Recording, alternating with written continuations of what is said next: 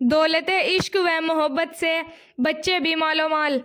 نبی اکرم صلی اللہ علیہ وسلم کی مقبولیت جس طرح مردوں اور عورتوں میں یکساں تھی، اسی طرح بچوں میں بھی بے پناہ تھی۔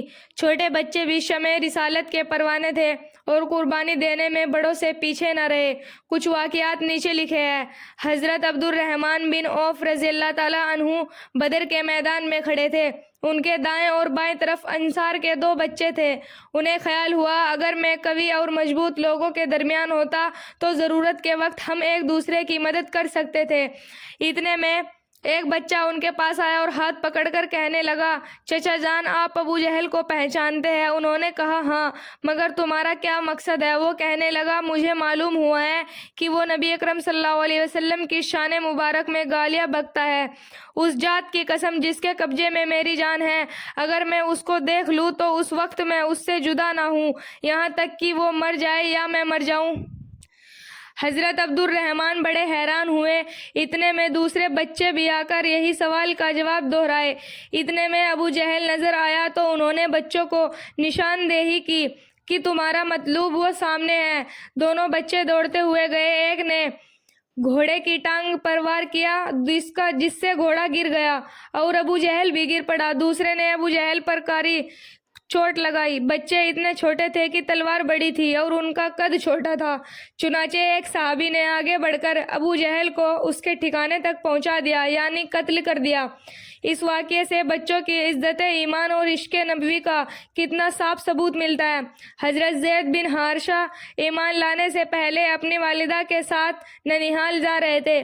بنو قیس نے یہ قافلہ لوٹا جس میں حضرت زید بھی تھے اور ان کے مکہ میں آ کر ان کو مکہ میں لا کر بیچ دیا۔ حکیم بن حزام نے اپنی پھوپھی حضرت خدیجہ رضی اللہ تعالیٰ عنہا کے لیے خرید لیا۔ جب حضرت خدیجہ کا نکاح نبی صلی اللہ علیہ وسلم سے ہوا تو انہوں نے حضرت زید کو نبی علیہ الصلوۃ والسلام کی خدمت میں بطور ہدیہ پیش کیا۔ حضرت زید کے والد کو ان کی جدائی کا بڑا صدمہ تھا۔ اولاد کی محبت فطری چیز ہوتی ہے، اس لیے وہ حضرت زید کے فراق میں روتے رہے، اعشار پڑھتے پھرا کرتے تھے۔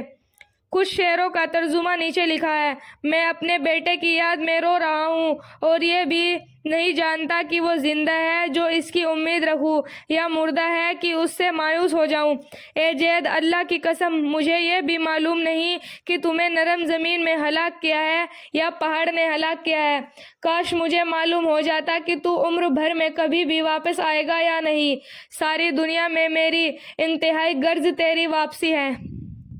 جب سورج نکلتا ہے تو مجھے زید کی یاد آتی ہے، اور جب بارش ہونے آتی ہے تو بھی اس کی یاد ستاتی ہے، اور جب ہوائیں چلتی ہے تو بھی اس کی یاد کو بڑھاتی ہے۔ ہائے میرا غم اور میری فکر کتنی طویل ہو گئی۔ میں اس کی تلاش میں تیز رفتار اونٹ کا کام میں لاؤں گا اور ساری دنیا کا چکر لگانے سے باز نہیں آؤں گا۔ چلنے والے اکتاتے ہیں تو اکتائے، مگر میں نہیں اکتاؤں گا، ساری زندگی اسی طرح گزاروں گا۔ ہاں میری موت آ گئی تو وہ اور بات ہے کہ وہ ہر چیز کو فنا کرنے والی ہے، چاہے ان کی فتنی امیدیں کتنی امیدیں لگائے۔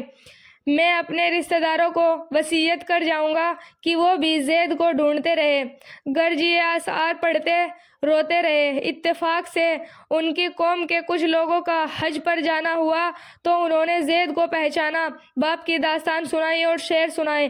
حضرت زید نے اس کے جواب میں 3 شعر لکھ بھیجے جن کا مطلب یہ تھا کہ میں مکہ میں ہوں۔ ان لوگوں میں جا کر حضرت زید کی باتیں ان کے والد کو سنائیں اور اشعار بھی سنائے، پتہ بھی بتایا۔ ان کے والد اور ان کے چچا فدیے کی رقم لے کر ان کو غلامی سے چھڑانے کے لیے مکہ مکرمہ پہنچے۔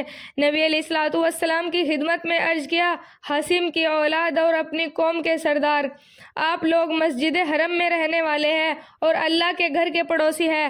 آپ قیدیوں کو رہا کراتے ہیں، بھوکوں کو کھانا کھلاتے ہیں۔ ہم اپنے بیٹے کی طلب میں آپ کے پاس آئے ہیں، آپ فدیہ لے کر اس کو رہا کریں، آپ کا ہم پر احسان ہوگا۔ نبی اکرم نے فرمایا، بس اتنی سی بات ہے؟